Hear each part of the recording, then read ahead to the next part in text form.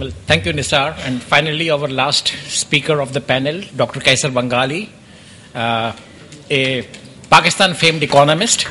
And we are glad that we have services of a man like Dr. Bangali for Sindh.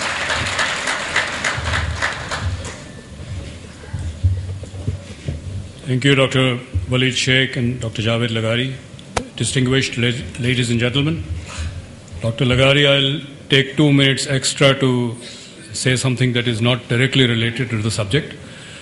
We are in the middle of a very serious crisis. There is an perceived to be an attack on democracy by undemocratic forces, but this is not where it will end.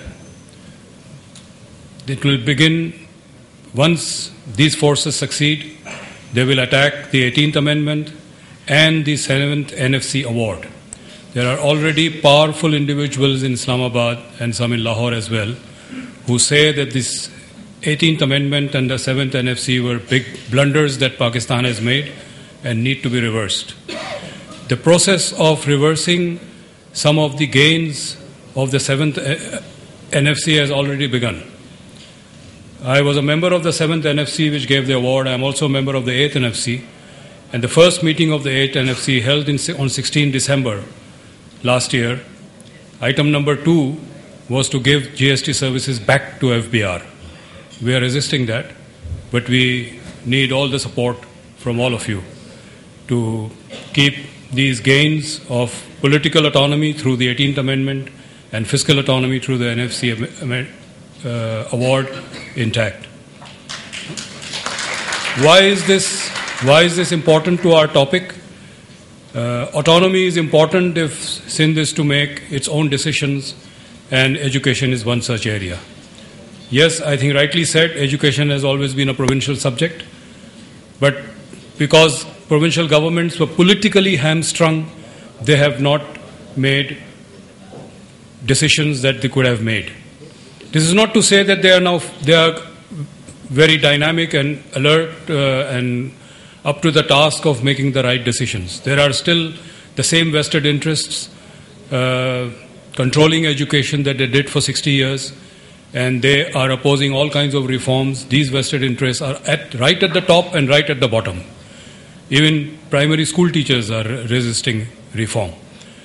I will not mention who are at the top, but we can all know who these people are. A lot has been said about the problems in education, about the challenges. I will talk about solutions, the choices. As an advisor to the Chief Minister for Planning and Development, we developed a charter of school reform, which we presented to the Chief Minister for consideration in the Cabinet. It has never come to the Cabinet because of opposition. Some of my colleagues who helped prepare this charter are in this room. Let me start by saying that there are 49,606 government schools. 85% of them, or more than 42,000, are one-room, one-teacher schools, where 5 classes are held simultaneously and one teacher teaches 5 classes simultaneously and teaches all the subjects, Hindi, English, arithmetic. What kind of education that can be? All of you must be aware, especially those of you who come from rural parts of Sindh. I have visited large numbers of these schools. Most of them are dilapidated, broken, some are empty. Some are used for storage of fertilizer, even livestock. And whatever little space is left, the children sit over there. Sometimes children sit on top of these fertilizer bags or seed bags. And sometimes the teacher comes, sometimes they don't. This is an excuse for education. There is no education given. I visited Thata about a month back, and there was a school there in that village, primary school, and there was a class 5 student. I asked him to write his name and he couldn't. That is the level of the kind of education we are giving in 49,606 schools that we have, and we have entire union councils with just one school, and you will find 9 schools within a dozen schools within 1 mile of each other. So there is a chaos in the whole education system. We spend 70 to 80 billion rupees on education. This is the provincial budget with no result. Most of it goes into contractor pockets. Next. The result of has been, we have talked about how poor our education system is. We did a survey in 2003. This is the result we found. These are class 12 students, class 10 level exams. In mathematics, average marks were 17.8, 8.5% passed, the rest failed, and the rest of the result is equally pathetic. Next. What do we need to do? I think some of the things have been already mentioned, and correctly so. Although I was one point of disagreement, I will express with all due respects to Chaudhry Faisal. He said the government will have to do what they have to do and we have to do what we have to do. No. We have to make sure that the state functions. We have to make sure that the state delivers. All of us have to carry a stick in our head and beat the government on the head and make them deliver. Because the 80 billion rupees that the government spends on these schools is our taxpayer money. And we cannot just forget it and say the government can do what they want to do, but we will do something like that. Of course, there's a need for partnership, a partnership with civil society organizations, between government and them. Organizations like Roots and Citizens Foundation and others, they are there, and I think there is a need for partnership. Some of these has already started, and Nisar Siddiqui Sahab is a partner in this respect in Khairpur of government schools being shared with IBA management. But ultimately it's the government responsibility, and we have to force the government and force the state to deliver, not just in education, in other fields as well. Otherwise, why is the state for? And why should we pay any tax money to the state if they are not delivering? Two things we need to do. Systemic changes that we need to bring about. We need to consolidate the school system. There's too much fragmentation. There are all kinds of schools. There are all kinds of initiatives that have come about. And mostly whenever the school policy comes, there are shelterless schools, so we need money for building school buildings. What do? They build one room.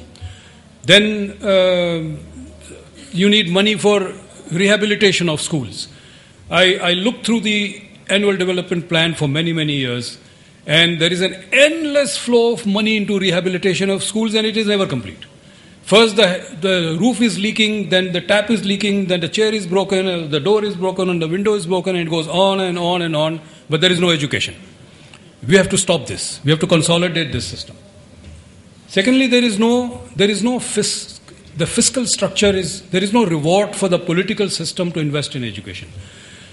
Let us ask the question, why is it that at no stage in the last 60 years, the local political leadership, the people who become councillors and chairmen of union councils or town committees or nazims or whatever, why have they not delivered education? Why is education not a priority? And I think there are some systemic, structural problems here that we need to address. Next. What we need to do is, we don't need 50,000 schools. In my calculation, we actually need 15,000 schools only. But these are schools that should go from Kachi to class 10. One campus with enough classrooms, library, science lab, computer lab, sports facilities, clinic, dining, and we bring the children in from a radius of say 10 kilometers to that school and give them education. There has to be subject teachers. Science teachers, math teachers, English teachers. You can't expect one teacher to teach everything. With just 15,000 schools and fewer teachers, we can pay them better. Of course, we are now paying them better. The school salaries, teacher salaries have gone up enormously. But there is a perverse results that we have seen in many cases. Some of the teachers, they are appointed as teachers. They get 20, 30, 40,000 rupees as salaries, but they have contracted out teaching to somebody, paying him 10,000 ke tum padha lo meri jagah jaake. You know, this is the kind of thing happening. We can stop that by consolidating the school system. These school campuses will provide the intellectual environment for teaching. This environment is completely missing in our school system today. We also have proposed that we establish one boarding school initially for boys in every taluka, because it is there that proper discipline can be taught. The children will, what we find in our villages, and this is all my personal experience from my own research and my time in government, Till late night or early morning they are watching Indian movies. The teachers and the students and the parents, and nobody comes to school on time, or they are half asleep in school.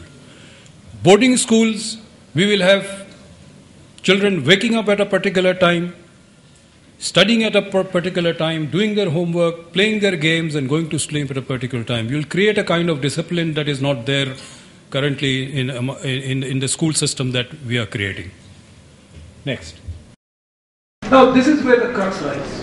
Why is public sector education poorer than private sector education? I am using the word poorer because private sector education either.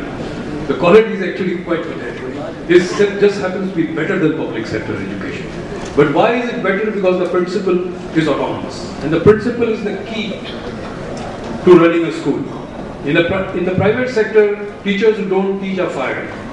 Because if the school does not perform, they will not get enrollment. In the public school system, the teachers don't care. And the principal can't do anything. Because the principal is appointed by the education department and teacher is also appointed by the education department. If the teacher does not come to school, doesn't teach, the principal can't do anything. There's no authority over it. So what we need to do is we need to create a system where the principal is powerful enough.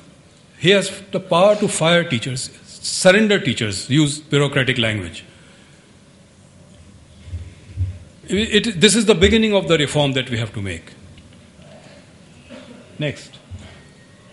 But then we make the principal responsible for performance of the students. If the student is not performing well in the exams or in other criteria, it is the principal who gets surrendered or fired. This is the check and balance that we need to create. We also need to authorize principals to hire subject teachers from the market.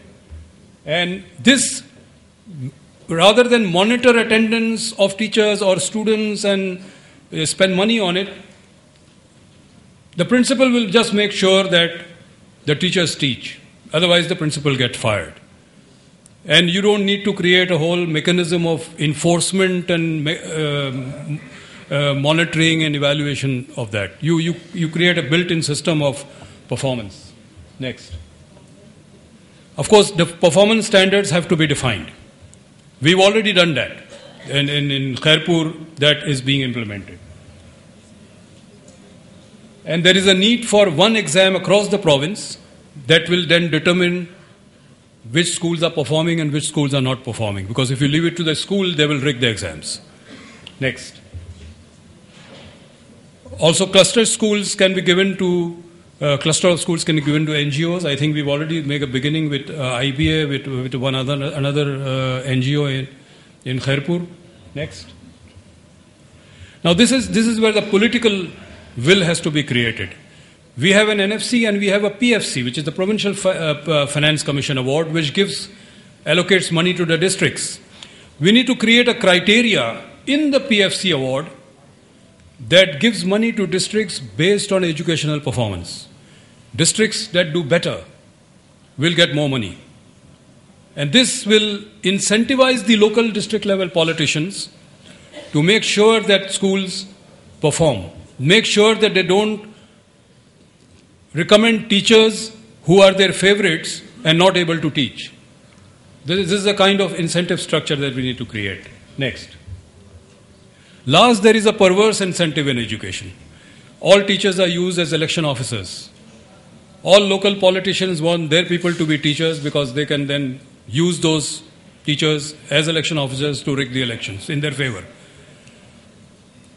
We need to remove that. We need to give election duty to somebody else. Javed Legari Sahab is here. I'll go. Thank you.